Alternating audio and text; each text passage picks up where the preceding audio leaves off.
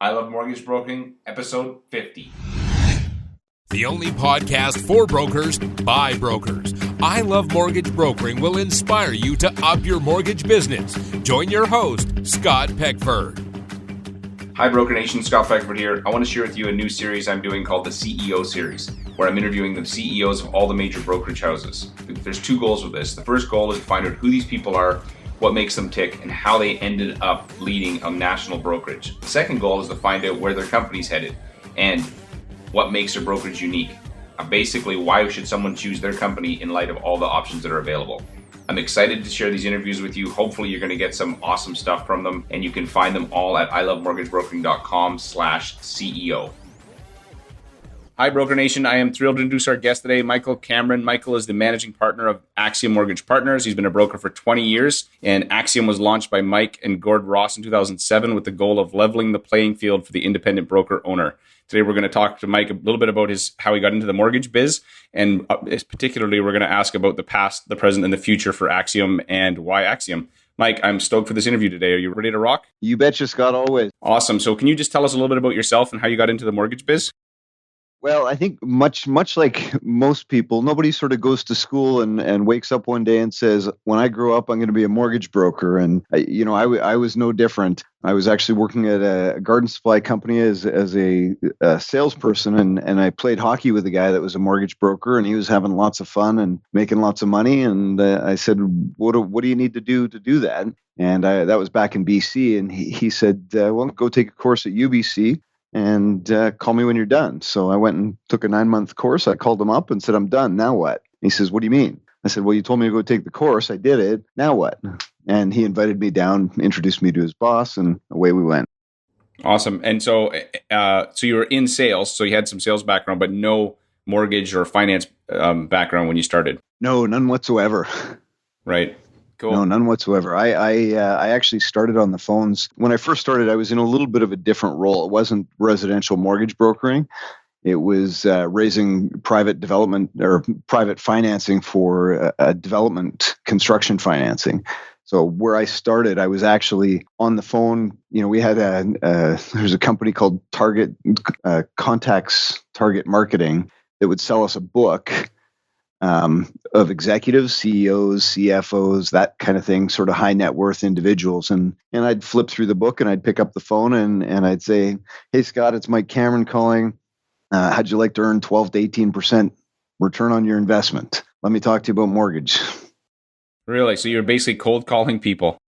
Oh yeah, not basically. That was my job. Right. And I think I was 24 at the time, and I probably looked like I was 16. I always had a bit of a baby face, so it was a bit of a shocker when I'd get guys to actually write a check to me. It was, at that time it kind of blew me away. I remember the first big check I ever collected was $100,000, and I just it floored me that.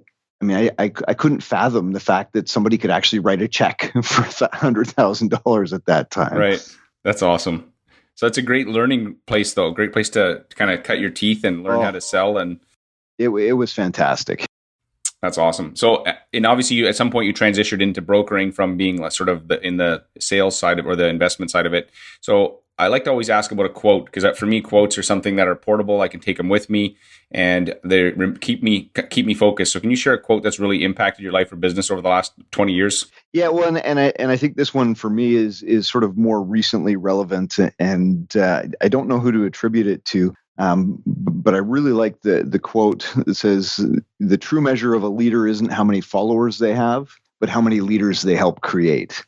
That's good. That's really good.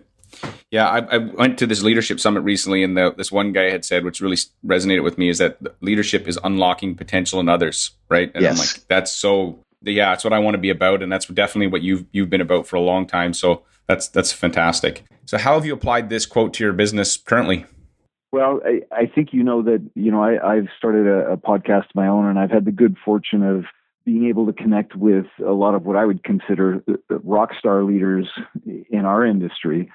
So just being able to interview them and share that with our industry and with the world, and really hope to inspire sort of the up and coming the next generation of leader in our industry, as well as, looking within our own organization and trying to foster and encourage those that do show some potential and do want to step up.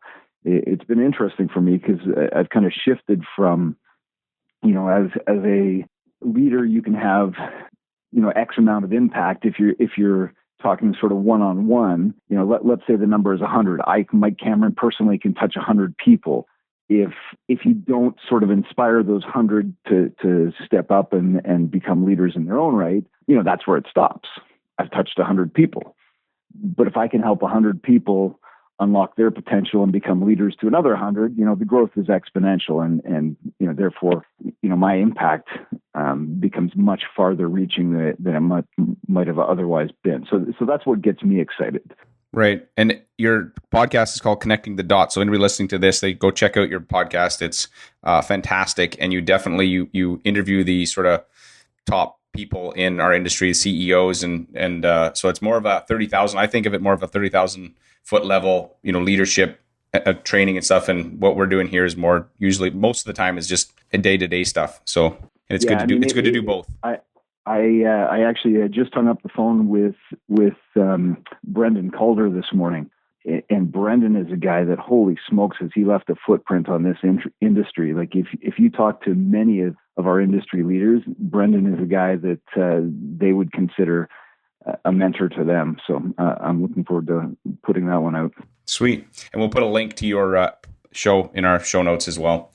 So I also noticed that. In life and business, there's failure happens. I know that you probably haven't been doing this for forever without having some failure. So can you share an example of something that you've failed at and then the lesson that you learned from it? Yeah, I mean, for us as an organization, there's certainly been lots of things we've failed at. But I think the one big lesson over the last few years for me, I think we got a little bit complacent. We had some great success at the outset. We were different. We were unique. But I think we took our foot off the gas and got a little bit complacent, and so I think that was in many ways a failure. But we've remedied that, and we've remedied that big time. Right. So what have you changed recently, just out of curiosity, that sort of put the pedal back down? I think it's more of a mindset thing. Again, personally, there's some things that have happened in my life that have impacted, and I've maybe let those get in the way a little bit. So the motivation level wasn't as high as it should be.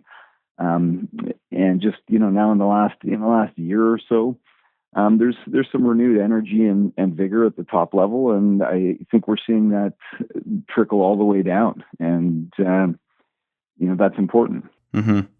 Yeah, that's good. So no one as a little kid, like we were saying before, says they want to, start a national brokerage with hundreds of brokers, but you obviously have done that. So can you share your journey? How did you get there? So, and we've talked about this briefly in the past, but I'd like to know your story of sort of this idea of Axiom, where it came from, and then 7 years ago, how did that happen? It's interesting because if I look back on my career, even, when I started, I told you I came from sales in the garden supply warehouse, or in the wholesale business, but I actually started there bagging dirt. So I started at the lowest possible level on the totem pole, and so I've always kind of elevated my game, worked my way up, looked for opportunities to improve. Brokering was no different. When I started, I sort of moved my way up through the ranks, and eventually started my own small independent brokerage. And back in 2005, 2006-ish, I ran a good little shop. We were probably doing $200 million with 5 or 6 of us. But what was happening is I've got these guys and gals around me that are doing less than a tenth of the volume that we're doing. They're getting paid more than we were. And it just didn't make any sense. I mean, again, you could be a guy coming fresh off the street, have zero reputation, zero track record, do very little volume, but because you were affiliated with a national network, mm-hmm. you'd get paid more. Right. And so honestly, where Axiom started was me calling bullshit on that. And I was looking for a way, when I looked around, you've got two options. You can join or you can change things. And honestly, I've never been much of a joiner. So I decided it was time to change things. And I said, well, if all they're doing, and again, back at that time, I think, a large part of the value proposition of the Nationals was volume bonus. Mm-hmm. And I thought, well, if all they're doing is linking arms and aggregating volume and saying to the lenders, hey, look at us, we're all together now, pay us more. Mm-hmm. I thought, well, why can't I do that on a nonprofit cooperative basis? So I actually started the National Alliance of Independent Mortgage Brokers, which was a nonprofit cooperative. We had it set up so we had provisions for directors in all the different regions across the country. And we charged a flat annual fee. And, we had probably the lenders that I supported at the time got on board. So there was only, 3, First Line, First National, there was somebody else that came on board. But after about 18 months, it became evident that if we wanted to take this thing to the next level, we were going to have to step up our game, and it was going to have to become more than a nonprofit cooperative. Right. So at that time, I think we had, 11 independent brokers as part of that sort of alliance. And then we evolved into Axiom Mortgage Partners. Again, the intent always to level the playing field for the independent broker owner. I didn't sort of wake up one day and said, hey, I know, I want to be the top dog of this national organization. I saw a problem that was affecting my business, and I looked for a solution. And again, the two solutions were either I could join one of the nationals or I could create something different. And when I looked around, there was nobody that had everything that I wanted. So the cost structure at that time, was going to be more expensive than it was worth for me to join one of the nationals. So, I kind of got on my soapbox and started picking up the phone. And this is where the cold calling experience came in handy. Play. And that's actually my business partner today, Gord Ross. I cold called him. I didn't know him from Adam. I asked around the industry and said, who are some of the good independents? And I sort of put together a list and I started picking up the phone. And the sales pitch at that time, it was a pretty easy sell. Mm-hmm. And when you made the transition from sort of the cooperative into sort of in the national brokerage that you have now, so how was that received by the people? You already obviously had built was starting to get momentum. So how was that received when you said, hey, we need to shift gears here because we need, in order to have tools and resources, it costs money. So how did that go? Yeah, I think it was fairly well received. We, there was two that I could think of off the top of my head that it just economically they couldn't do it. I think they supported the vision, but it just didn't make sense for them economically. So, mm-hmm. And again, at that time there was a bit of a leap of faith because, well, we have yet to see the value proposition. I mean, we've got some as far as volume bonus goes. But again, the intent was to level that playing field. So once we've done that, well, we could potentially become masters of our own demise, because if our value proposition was volume bonus and our intent is to level the playing field and sort of get rid of that, well then, we lose our value proposition. So we had to continue to innovate and look for other ways to add value. And that's what we continue to do today. So what was the first thing you guys, once you launched, just out of curiosity for a history, because I love history. And so what was the first thing you guys decided to create, like the first tool or value proposition beyond the volume bonus that Axiom put together once you made the leap? Well, that would have been on the technology side for certain. So I'm in grade 7, I was the guy that would stay till 6:00 at night when his parents had to come pick him up, and I would plug away on my Apple II Plus at the school, the one computer they had. So I'm a bit of a techno geek. So I had some processes and systems and technology in place that we were using internally here, and was just looking for a way to expand that and grow that. And Gord had the same thing. So he was doing something very similar. So we kind of merged the technologies and the processes and moved that into a platform that was independent, was web-based, again, which was relatively new at that time. The software as a service type model wasn't as established as it is today. So that was kind of the first thing we moved into. Right. That's one thing when I think about your guys' company, and I first sort of was introduced to you, that I thought you guys are very innovative on the software side. And so you guys have done a good job of innovating stuff even before some of the other major brokerages were doing it. You're creating tools and things to make the broker's job easier and more efficient. Well, I mean, the advantage I had was I was a broker. And so I was just taking the things that I had created for myself and expanding them out, as opposed to, sitting at that 30,000 foot level and trying to look down and predict what people need. And the fact that I was, A, I was a good broker, and B, I was very tech savvy. So the combination of those two, I don't think there were a lot of people in the channel that had sort of both those qualities at the time. Mm-hmm. Or at least not ones that were visible. Or that had the desire to make a change, because, there's one thing you may not like the status quo, but are you going to do something about it, right? Yes. So that's kind of the past. So now I want to switch gears to the present. So with all the options available in the marketplace with the different brokerages, so what makes your company unique? Why would a broker would choose Axiom? Well, I think the technology and innovation is still one of our large value propositions. From an independent brokerage standpoint, we don't require branding the same way that others do. So we still support that independence. I mean, that's important to me. Again, when I look at sort of historically, where does the innovation come from? I think the innovation comes from, the smaller independents, because there's a lot more agility there and a lot more flexibility. So we want to foster that environment. So I think that's a big attraction for certain. And from an agent level, I think reputationally speaking, we have a fantastic reputation with the lenders.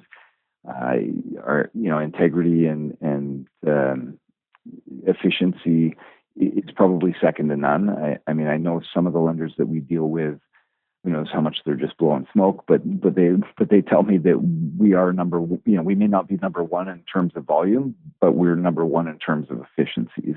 And that's something that I take a lot of pride in. And I think, I think we'll come to that when we talk about the future of the industry. I think that's very important. And so the philosophy, the who we are versus what we have is a big part of it. Make no mistake, what we have is spectacular. And, Gordon, our creative team, came up with our last advertisement in CMP where, it's a picture of a pair of socks and says, because we're going to blow your socks off. And I think people are blown away when they see, quote unquote, the stuff that we have. We always sort of affectionately refer to it as the stuff. Mm-hmm. Everybody's got stuff, but what makes your stuff different than my stuff? And I think we back up our stuff with the philosophy. And again, I think our stuff is second to none. Mm-hmm. And so can you give me an example of a recent person or a company that's joined your guys? You don't have to use a name or anything, but just maybe why when you were talking to them, why they chose you guys over the other people? Because I like to get sort of a third party opinion so what the last guy that you can think of that said, hey, we joined you because of X? Yeah, what was absolutely. that? Well, and again, I hate to keep beating the same drum, but it really was technology and innovation. And they've looked at, not that we're perfect by any stretch, but they had looked at, all the different solutions, independent technology solutions, also other brokerage technology solutions. And, again, having a conversation with somebody like me that I think truly gets the potential of technology. And while we may not be everywhere I want us to be, I believe that we're light years ahead of many, including some of the independent software providers. Mm-hmm. And the scope and scale of who we are as an organization allows us to do some things with some of the third party organizations that others might not be able to do. Right. So that's great, yeah. Which is which is what I'd sort of what I noticed about you guys was your innovation and your tech was really good. So now I'm going to switch gears to the future. So where's the opportunity for the big national brokerages in the next couple of years? Well, I think, coming back to technology, I still think that's an opportunity because I think it is so untapped. Everybody's got technology, but nobody uses technology. So I think there's a real opportunity to simplify the usage of technology, to get more efficient at what we do, to put systems and processes in place across the board that allow us to be more accountable to our lender partners from a fraud standpoint, because that's still a huge issue. And I know brokers get bored of it because we've been beating that drum for years, but it's an issue, and it's an issue that we need to solve. Mm-hmm. And so how's your organization going to take advantage of these opportunities? Well, again, I think leading with innovation, we have an in-house team that we don't outsource our stuff, our technology. We've got it all in-house. So everything we do is done internally. We can react quickly. We can innovate quickly. Our consumer portal is just one example of the things that we've done. We now have a secure mechanism to allow clients to upload documents directly to the broker. Mm-hmm. That's pretty cool. Versus emailing them. And, that's a bit of a scary thing. Maybe a bit of a different topic, but I don't think people realize how insecure email is. Mm-hmm. So we want to be on the forefront of that. The opportunities are also to get more efficient. And again, this is a drum I've been beating for, 7, 8, 10 years. Get more efficient for our lending partners. Mm-hmm. Really work with them and drill down to how do we get better at what we do so that we can make you more efficient or more profitable by becoming more efficient. And volume is important, but I would suggest efficiency is much more important. Again, as a broker, and I'm sure some of your guys that you've interviewed have talked about this. If you can get 100 leads and you close 10 of them, well, you don't necessarily need to get 200 leads to close 20 of them. Why don't you take that same 100 leads and close 20 of them? Just get more efficient at what you do. And right. That's a much more cost-effective way of doing it. Mm-hmm. Yeah, I'm one of these guys who's obsessed with efficiency. So I'm totally on the same page with you there. So what do you think is the biggest risk though? So these national brokerages, there's some consolidation happening. There's, what do you think is the biggest risk to the business in the next couple of years? Well, the biggest risk, I think, is we forget who we serve. We serve the consumers. We need to continue to look at what they want. And, many will tell you they just want the lowest price. I think that's garbage. I don't think every consumer just wants the lowest price. But I think our biggest risk as brokers is we forget what our value proposition is. We start waffling between this full service and low price. You can't operate a Holt Renfrew at Walmart prices. Mm-hmm. So I think you need to make a choice as to which model you want to do. I've got my opinions on which model I believe in.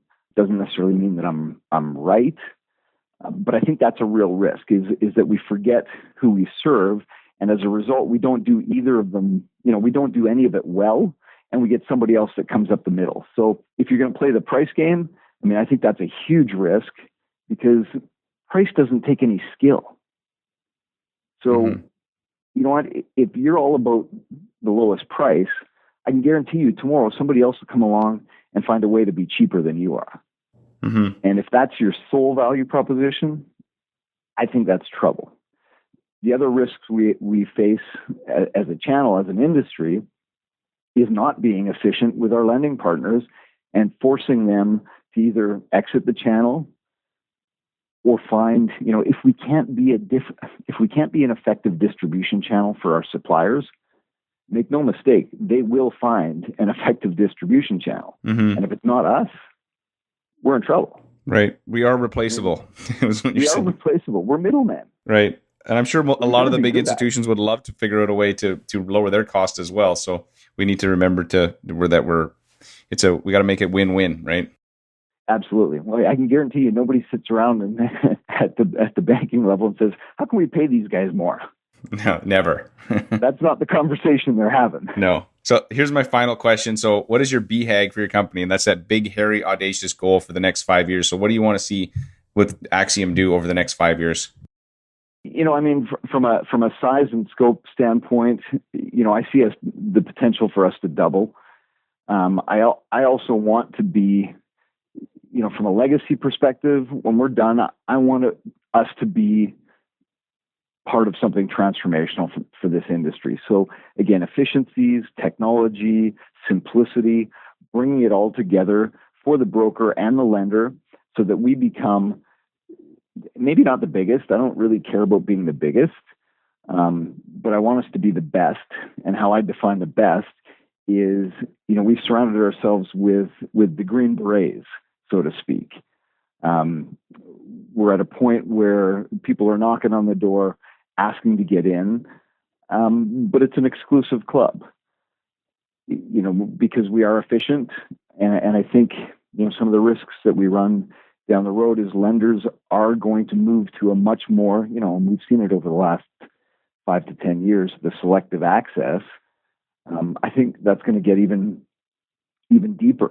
Mm-hmm. I mean, I tend to think we're going to revert back to, just because you're a super broker with 3,000 or 4,000 agents under you, doesn't necessarily mean I want to deal with all your 3,000 or 4,000 agents because, I don't know what the number is. Let's say 80% of them are not good. I want us to be the flip side of that. Mm-hmm. Right. Kind of like I read a book about Navy SEALs, and there's 20,000 special forces in the U.S. and there's 2,000 Navy SEALs. So exactly, it's man, it's hard to get in. So awesome. Well, Mike, I really appreciate your time today and taking the time to share what you're doing with Axiom. And I think in your podcast, if anybody's looking for you online, where can they find you? MikeCameron.ca or passionpridepurpose.com goes to the same spot. Awesome. Or AxiomMortgagePartners.ca is the company site. And so anybody listening can go to the website, I Love Mortgage Brokering as well. We'll have links to Mike and his multiple sites that he has. And Mike, I hope you continue to rock the rest of your year. I sure will. Thanks, Scott. The only podcast for brokers by brokers. I Love Mortgage Brokering will inspire you to up your mortgage business. Join your host, Scott Peckford. Hi, Broker Nation. If you enjoyed this interview, please take a minute, visit iTunes, and rate this podcast. If you do, you'll get 3 deals in the next month. Okay, that's not true, but I would really appreciate it. Also, I want to invite you to join me on a quest. After every episode, I personally take 5 minutes and think about one thing or one idea I can use to improve my mortgage business. I encourage you to do the same. Over the next 12 months, I plan to do 100 interviews and make 100 improvements. I'm going to track these to see how they impact my business and, more importantly, my bottom line. Visit ilovemortgagebrokering.com and post in the show notes what one thing you plan to do differently after listening to this interview, and check out what other brokers are sharing. Also, if you'd like to connect with me, fire me an email at scott@robyourbank.com. I love hearing from passionate mortgage professionals who are interested in improving their business. Until next time, rock on.